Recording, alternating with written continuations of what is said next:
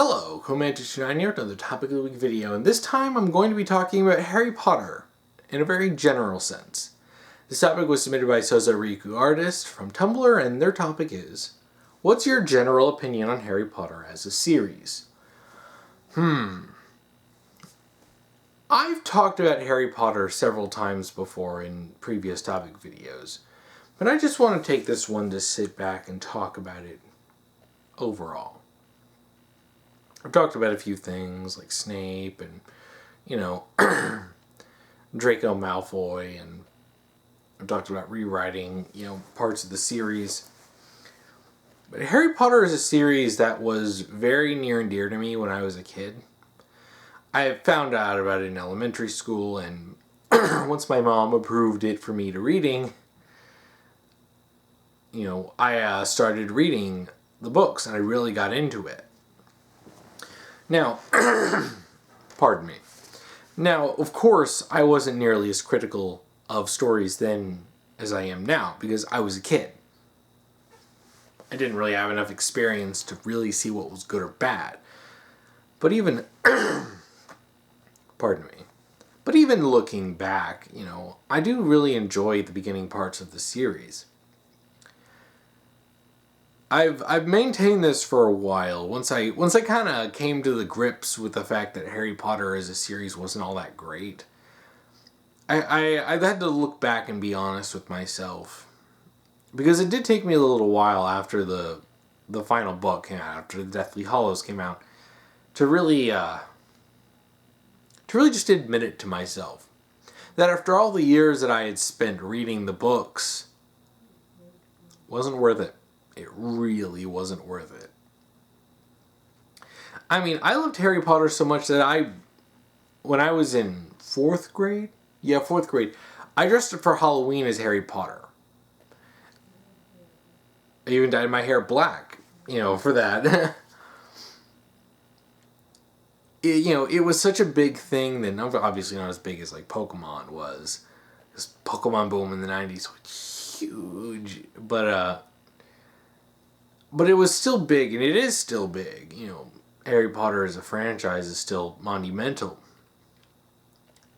But it is something that I always really enjoyed when I was younger, and I would always be excited for the next one to come out. I would always read them. I'd watch the movies, but I started getting annoyed with the movies because they would always take stuff out. This is probably where I really started getting critical as a kid. Was I would criticize the Harry Potter movies for not including things that were in the books or changing stuff for no reason.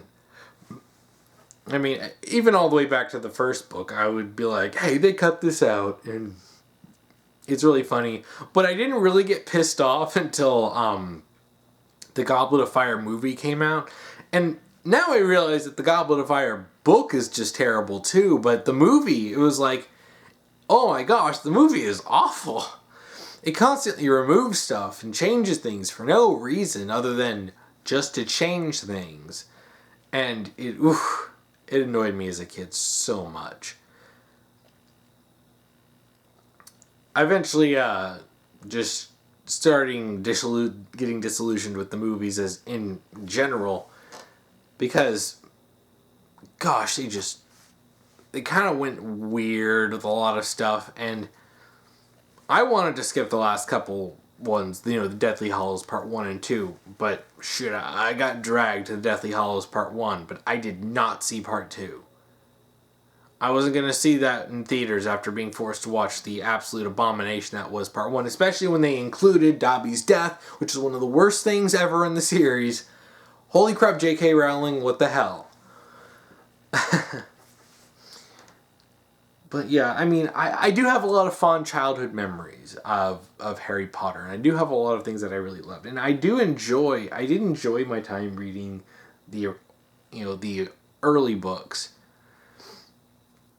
And I even enjoyed, at the time, reading all the books, including the Deathly Hallows. I'll admit that I was mixed on a few things, but overall, I didn't come to dislike them until years later when I had to face the facts myself. I'm like, looking back, and I'm like, wow, these are just not good. I mean, when the Deathly Hallows came out and I read it, I was I was definitely mixed on it because I was still a teenager when that came out. And there were things I didn't like. I didn't like the deaths, but I was like, okay, I can get over that. But I'm like, hey, we got all the plot settled, right? Kinda, yeah, but it wasn't really... I mean, looking at it, just the whole thing with the Deathly Hallows, it's like, oh, by the way, the super important stuff that's apparently been around all this time, we're going to introduce this in the last book. Aha! Yeah, kind of clumsy, really forced. Especially with the retcon with the invisibility cloak. No, it's not just a special rare cloak. It's like one of a kind and super ultra, one of the most powerful artifacts ever. I'm like, okay, alright, calm down, J.K. Rowling. You know, and I do remember reading all those books with, you know, reckless abandon and wide-eyed optimism. I remember, because when I was reading the books, I always really rooted for Harry to get with Cho. I really liked his, you know, that relationship that was developing. And I mentioned this before, but, like, you know, you had that relationship developing over several books. She's introduced, and then Harry has a crush on her, and then he wants to ask her out, but she's with Cedric, and then... You know, then Cedric dies, and then they're mourning him, and then they bond, and they get together, and then boom, everything falls apart, and it's like, what the hell? You spend all these years developing this relationship, and now it's just gone. I was convinced that when book 6 came out that, oh, things are going to get repaired between them, because why wouldn't they? Why would you spend all this time developing this relationship only to not do anything with it? Whew. That was when I still had faith in writers. And I believe that J.K. Rowling wouldn't do something stupid. Yeah, I sure feel dumb. Yeah, that's what I get for trusting J.K. Rowling. Yeah, it's really sad because, you know, I always had a lot of hope for things, and then I would tell myself that it was great because I didn't have as high standards when I was younger, but now, especially writing myself and being a writer and having being more knowledgeable about writing, I can look at this stuff and I'm just like, whew, this is bad. Like, starting with Goblet of Fire, like, the first three books are fine. I wouldn't call them the greatest thing ever, but I'm not going to knock them. You know, the Sorcerer's Stone, the Chamber of Secrets, the Prisoner of Azkaban, all those are great, and you can see this nice development across the series. Then Goblet of Fire comes in, and this is where things get a little weird. I'm pretty sure I talked about this in a previous topic video, but, you know, you have this massive, super story-breaking plot hole with the Goblet of Fire. Like, wait a minute, why do they need to make it the Goblet of Fire? Why couldn't they have just turned a random chair into a portkey, waited until everyone was distracted with the Triwizard Tournament, and had Barty Crouch Jr. disguised, of course, take Harry to his office or something, set him down, knock him out, send him down in the chair, and then send him to Voldemort? Why even need to bother with the Triwizard Tournament at all? Why not just use it as a distraction? Like, why do you need to have Harry enter?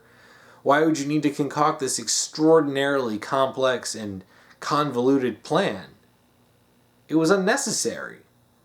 That's because basically everything in the book was filler. It's really like, the first three books don't really feel like that. They don't feel like they're pointless.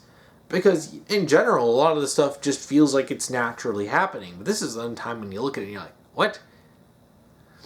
And then you get into Order of the Phoenix, which isn't overall that bad. It's definitely better than Goblet of Fire. But then this is where Rowling really starts going off the deep end. Like, she killed off people in Goblet of Fire. And this is where things started getting a lot darker in the series. Cedric dies. And I would say Cedric's death was very effective, you know, for what it was. It was meant to give a real show of the effects of, you know, Voldemort coming back. It's like, oh, he comes back and he killed, like, you know, because of him, Cedric dies. It was an effective death that really, affected Harry for a long time. very good for his development. But the circumstances around it are just a little dumb. And this is the sad part. It's like, even the stuff that I would say was good in Goblet of Fire, in context, when you really think about it, are still dumb. But then in Order of the Phoenix, the part that really sets me off to say that this wasn't good has to be when she kills off Sirius. That to me was the what the hell moment for me, even as a kid. And then she made up some stupid lie about how, oh, I didn't realize that Sirius was popular.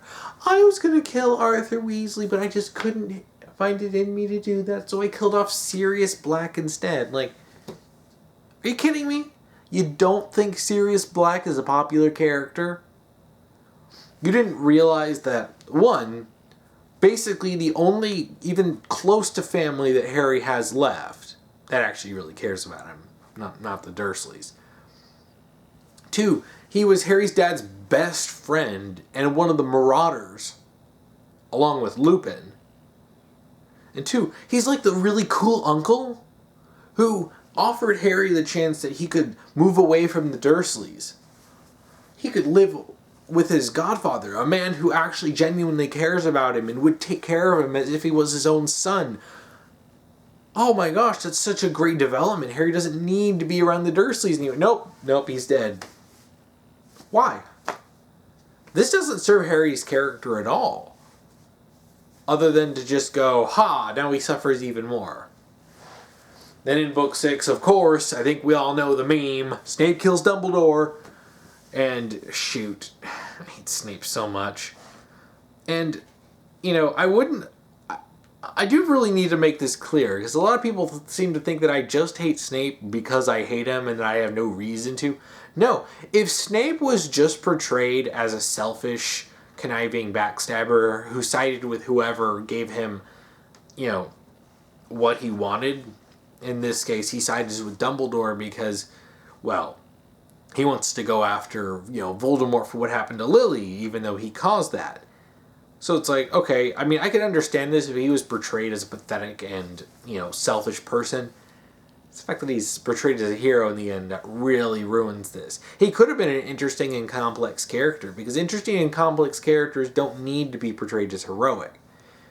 Quite the opposite, actually. You know, if there's someone who's supposed to be genuinely morally gray, like Snape doing bad things for good reasons, and maybe even good things for bad reasons, it's like, sure, his motivations may be petty and selfish and really hypocritical, but he's still technically doing good things. And if you portray it as such, wouldn't be that big of a problem.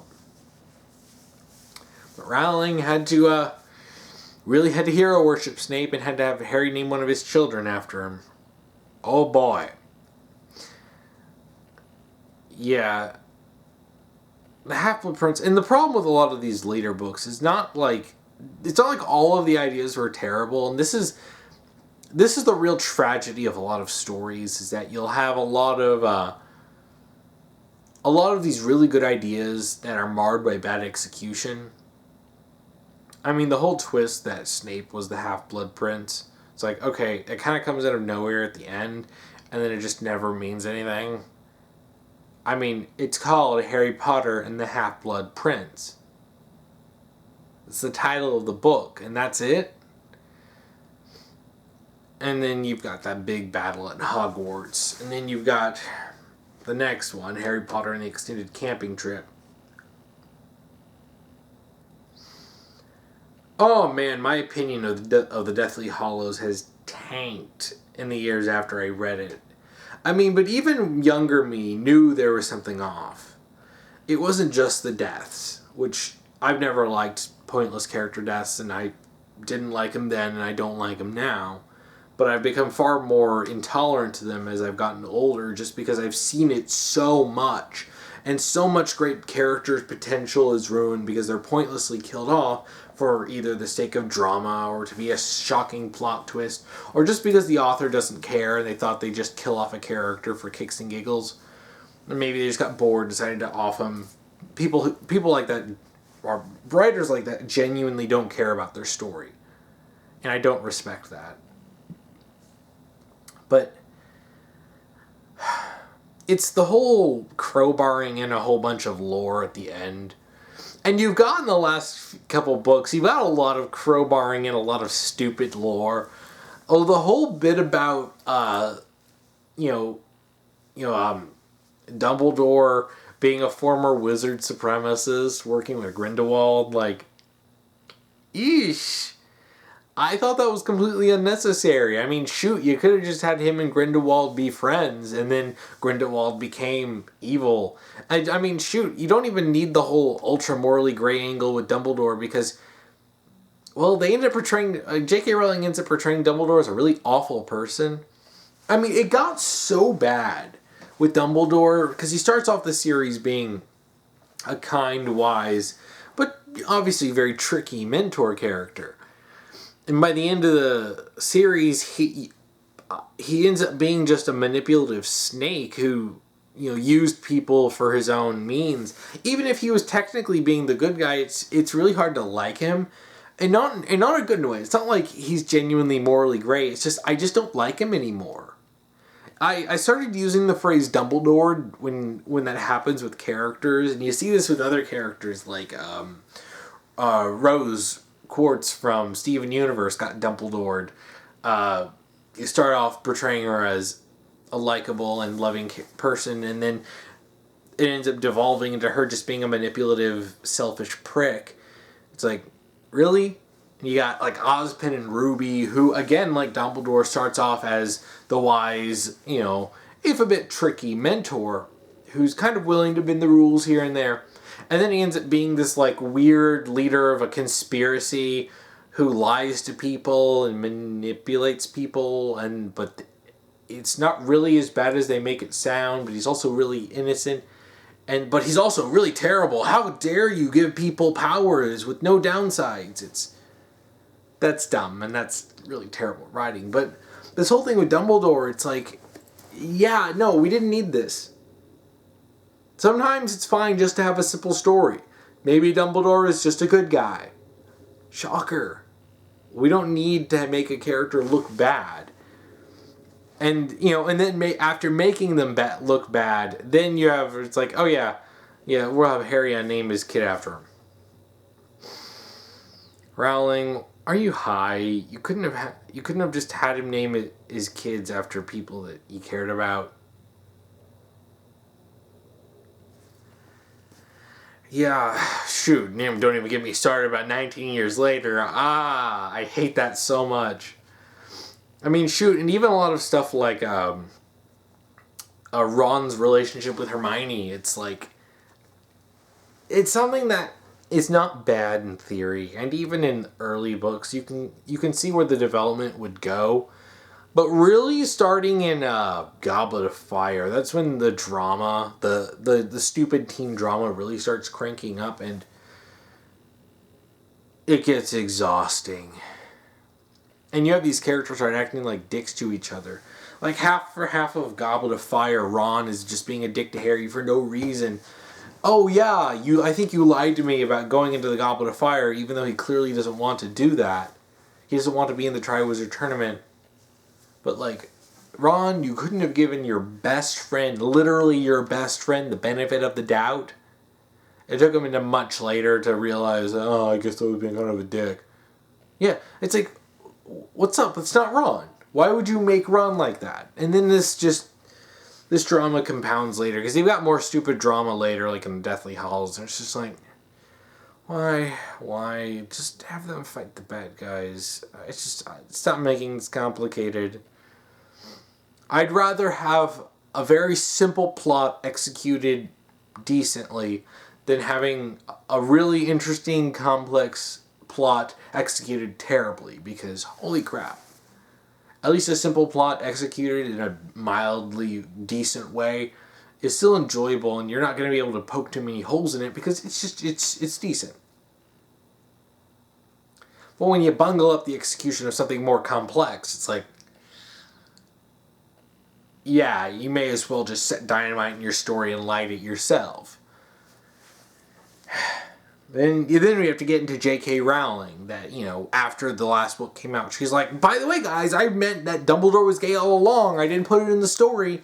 And even, I remember, like, the line that, I think she tried to quote that proved that he was gay. I remember I opened up my copy and I read that whole part, and I'm just like, they were friends. I mean, I thought the whole idea was that he had gotten, like, really,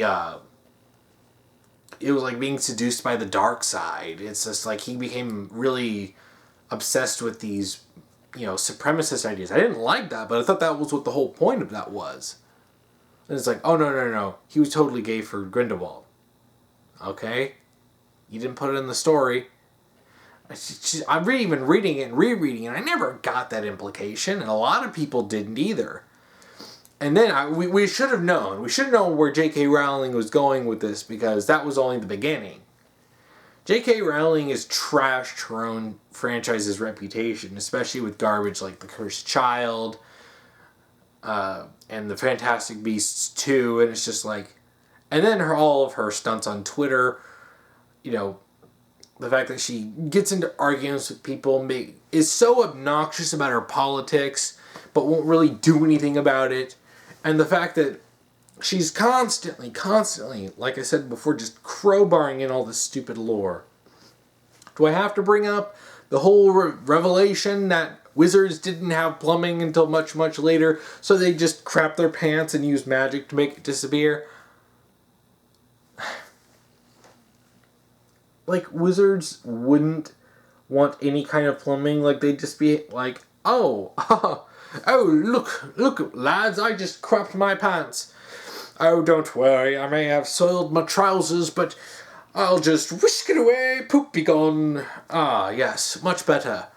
No, they'd pull their pants down and take a dump in the medieval era. It's like, but no.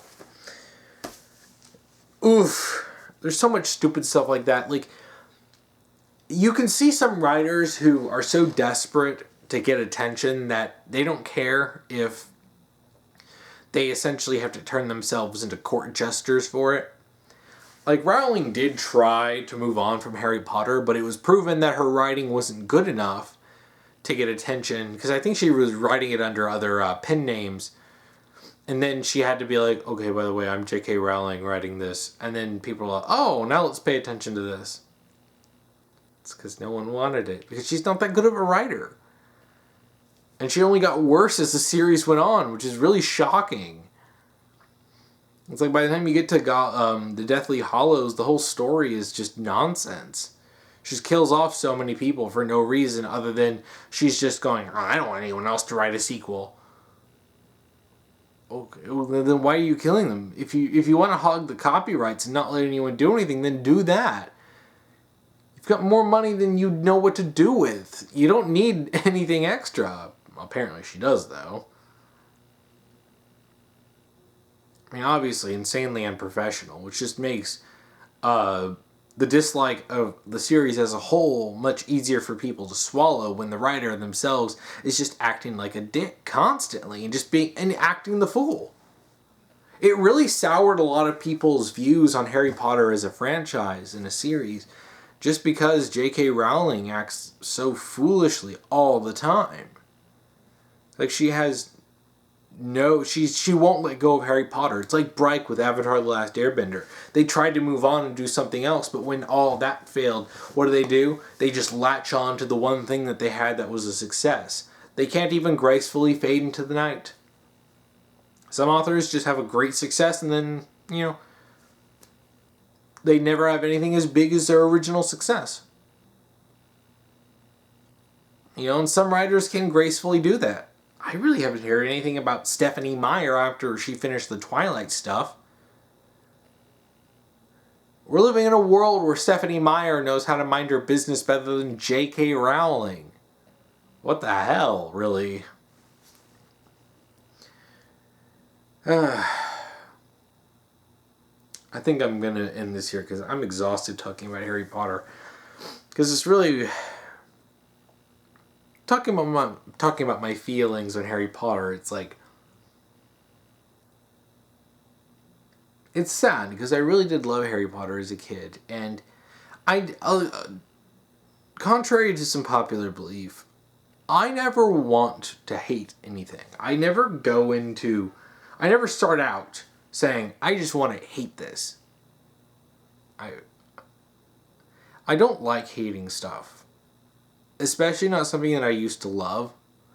Because this happens all too often. The stuff that I'm the most critical of is the stuff I love the most. Because I want it to be better. And barring that, I'd like it to be used as an example so that other stuff doesn't repeat those same mistakes. And there's a lot of issues with Harry Potter that a lot of people don't get. And a lot of people just don't seem to want to admit it. It's gotten better over the years because, especially with J.K. Rowling acting like she does, and a lot of people really taking more critical approaches to the story, a lot of people are realizing that Harry Potter just wasn't as good as we all thought, especially the end of the series. But it's like, yeah, Harry Potter's still a juggernaut franchise. I've been to the Wizarding World of Harry Potter. I mean, I still have my my Hufflepuff, my Hufflepuff hoodie that I got there. But yeah, my love for the franchise died years ago, and I still hold on to my fond memories of it, and I still hold on to my love for the first few books. It's that thing when you grow up and you kind of have to look back at stuff and realize, yeah, it's not that great.